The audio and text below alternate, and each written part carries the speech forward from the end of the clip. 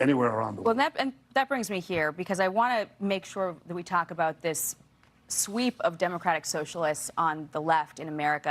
Uh-oh.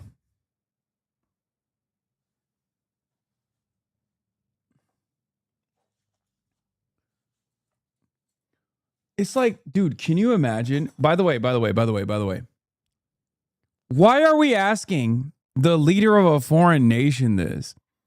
Like, is this being asked of the Estonian leadership?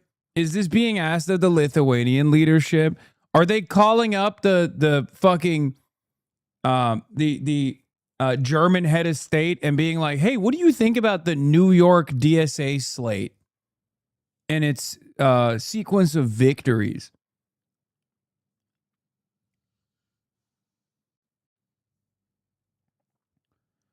Imagine they're about to show him a clip of you. I hope not.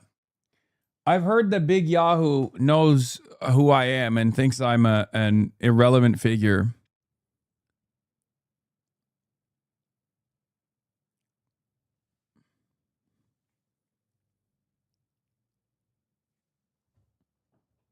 Like not a relevant figure in a force in American politics because I'm like too radical. Which is good. I want him to feel that way if that's a real story. This is what I've heard from secondhand accounts.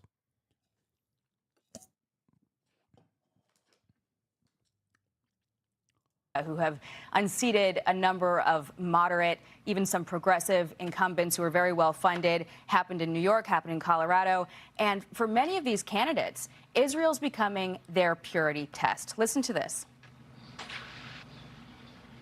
It breaks my heart. Someone who wrote good legislation for queers is so terrible. Gaza.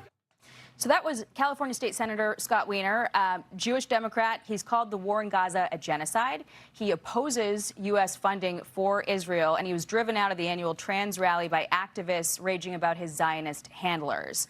And then you've got Congressman Dan Goldman, also Jewish. He just lost his primary over his ties to AIPAC. To another Jewish congressperson. Dude, we have just erased Brad Lander is no longer Jewish. Okay? And this is not just on Fox News. This is literally on CNN too. I cannot believe it.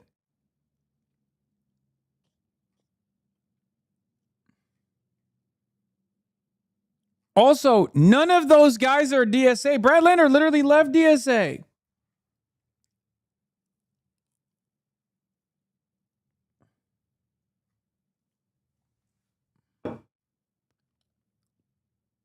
You say that as a joke, but they unironically do say that? No, I know. It's fucking nuts. Despite being one of your most vocal critics. So what do you think is happening here in America?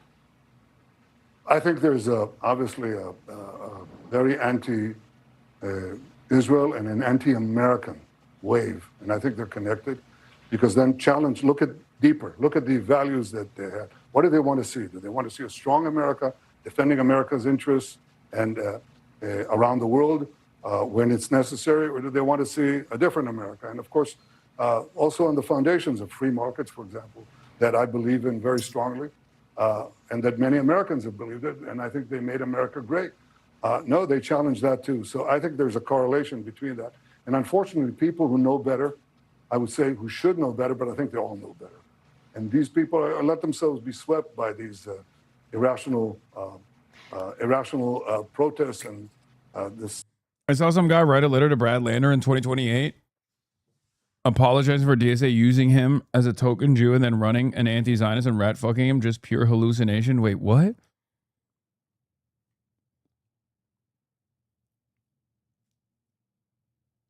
I don't even understand what it is. What that means. Like in the future? Like a guy was writing a letter to future Brad Lander?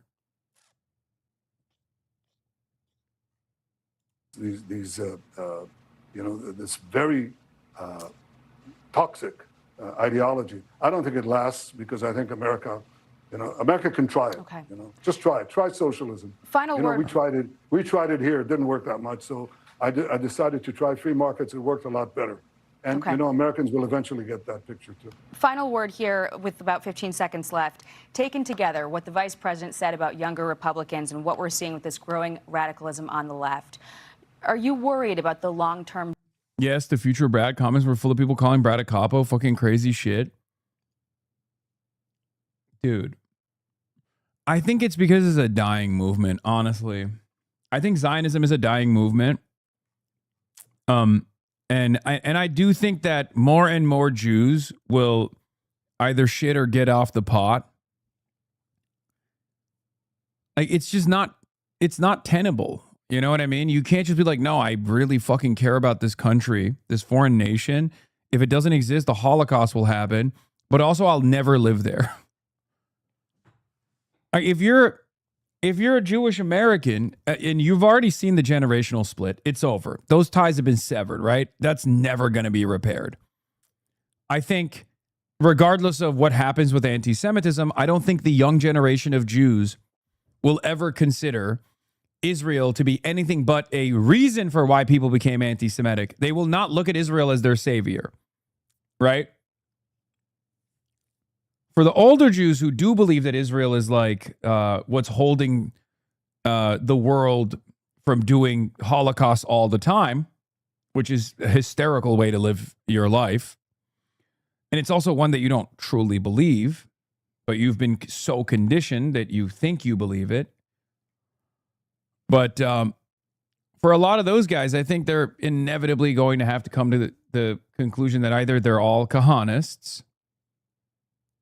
Maybe some of them might even move to Israel, as a matter of fact.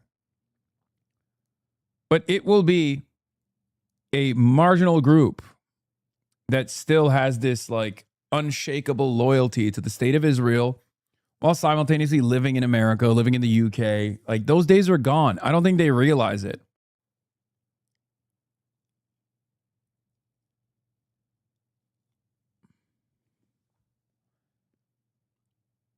I don't think these guys realize it, that the ground has shifted from under their feet.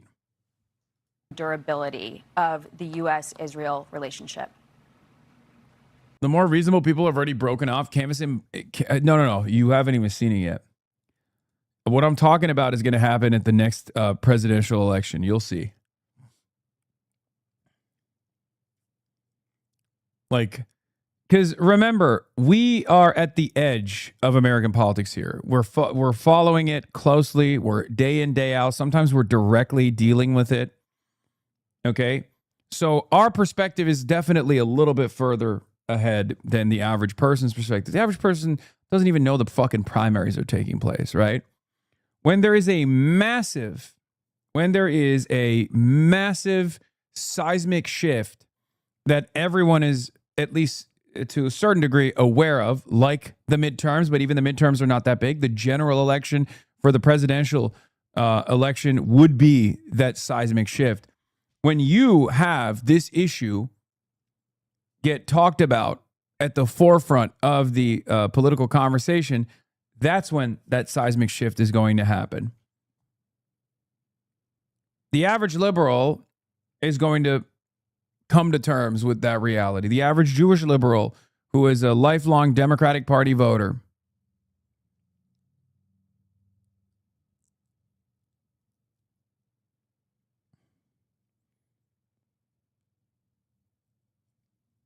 It's already a kitchen table talk for a lot of people. Of course it is.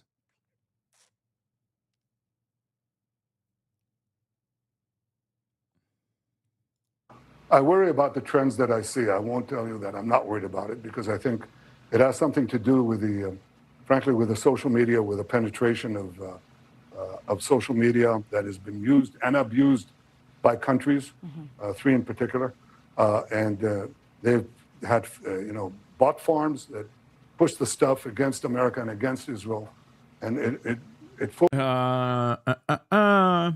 not Big Yahoo. Not Big Yahoo talking about foreign countries manipulating American consciousness. Who is the most visible billionaire who openly bought TikTok, CBS, and CNN, that also happens to be the biggest donor to the Friends of the IDF charity. And that's the stuff that we see. That's the stuff that the average guy hears about, knows about, understands, and doesn't like. When you start getting into the bot stuff, Black Cube or numerous other former Mossad agents that start PSYOP organizations, I mean, yeah, biggest donor, Larry Ellison, is Friends of the IDF's biggest donor. What gives? Focuses on young people and young Americans, and I can't say that I'm not worried about the effect that it has. How do you combat this? It's hard because democratic countries don't have the ability to fight this, this bot war and with the same means. We are accountable. We're transparent. It's not so simple. But I think you'll see a correlation between the penetration of certain social media and the decline in patriotic American feelings and support for Israel. Okay. It's something we have to deal with. But am I worried about it? Look, I think that our alliance is not merely based on common interests. I think it's based on common values. And as long as we stick to those common values, freedom, the right of every individual to live and not be slaughtered by fanatics. Yeah. Great. Talk about how you got to hold people accountable for anti-Israel sentiment more. That seems good. Seems like good policy, good politics, good propaganda. People should have free choice in their lives. Okay. And of course, to have our common heritage, which has brought so much to the world. I think as long as we have that, our alliance will be fine. We'll have to leave it there. The most important thing that I can say, Jackie, in closing, is that I want to wish you and the people of America a happy 4th of July. 250 years of freedom, and frankly, 250 years of defending freedom. America has been the stellar force in this century and in the past one, in modern times. If you hadn't had America, you'd have Nazi totalitarianism, Stalin totalitarianism, and others. And I think... What do you mean Stalin totalitarianism? Big dog. Stalin died decades prior to the dissolution of the USSR.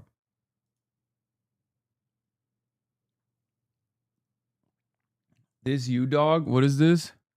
Every Mexican household has at least one person showing up dressed like this today? Yeah, that is me.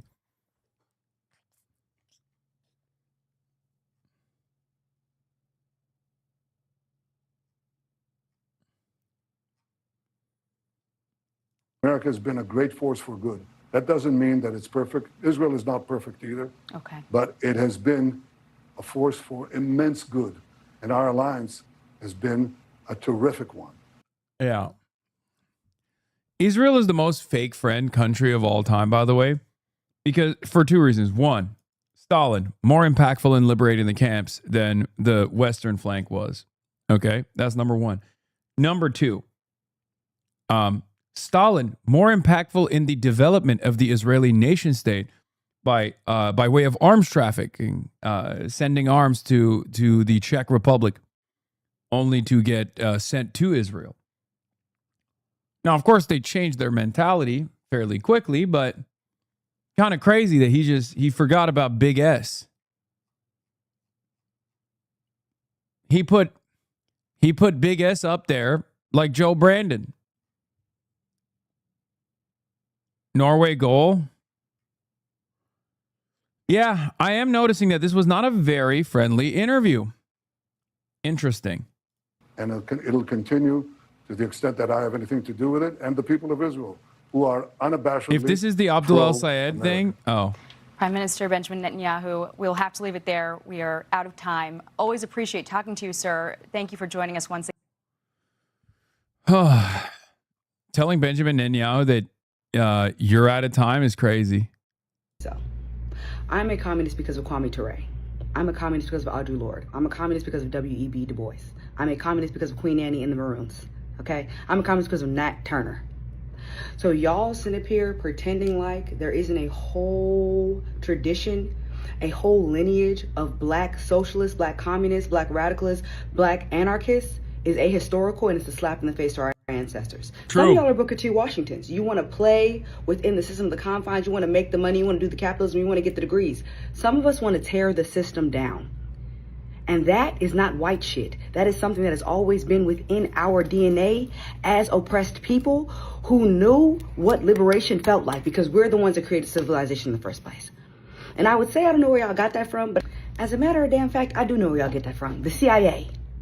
The CIA has convinced you that fighting for your own progress and for the rights of yourself and other people is white people shit. And at the end of the day, if there's anybody in this world, in this country, that needs a radical politic, it is us, the blacks. So I really need y'all to stop hiding your lack of courage and your fear of massa whipping your ass back into fucking submission. Stop hiding that under your anti-left politic. Because actually, y'all are just scared. Y'all just don't have the cojones that it takes to actually push against the system for real. I said all that to say, if you scared, just say that. If you scared, just say that, baby. If you don't blame me. If you scared, just say that. I am not a communist because Hassan Piker told me. It's a great take. 100%.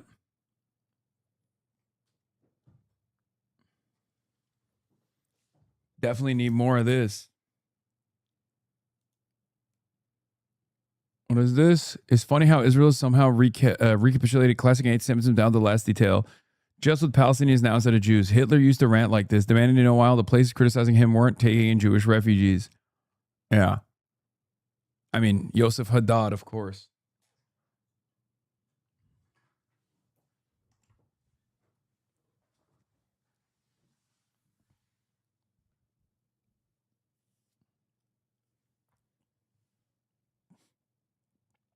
All right, I'm not going to read the Brad Lander letter.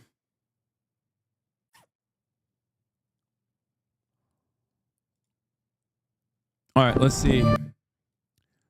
Let's talk about the Denims W.